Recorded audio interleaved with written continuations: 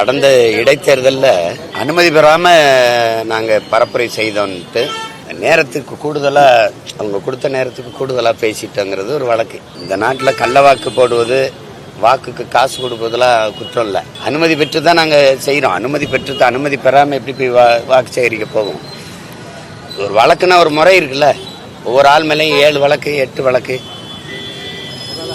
எதுக்குன்னே தெரியல. சும்மா ஒரு வழக்கு போட்டு வச்சு ஒரு அலக்களிக்கிறதா. சரியாப்பா, அது போய் பேசி என்ன பயன் இருக்குது? இந்த கட்சிகள் கொடுக்குற குற்றச்சாட்டை எனது அன்பு மக்கள் எப்படி பார்க்குறாங்கன்னு இல்லை. அவங்க வரும்போது இவங்க மேலே ஊழல் குற்றச்சாட்டு வைப்பதும், இவங்க வரும்போது அவங்க மேலே ஊழல் குற்றச்சாட்டு வைப்பதும், மாறி மாறி குறை சொல்லிக்கிறதும், இது எவ்வளவு பெரிய ஒரு கொடும் துயரம்னு பாருங்க. எங்கள் பக்கம் ஊழல் இல்லை, நாங்கள் ரொம்ப நேர்மையானவர்கள்னு இவங்க காட்ட நினைக்கிறாங்களா? என்ன மாதிரி எடுத்துக்கிறது சொல்லுங்கள்.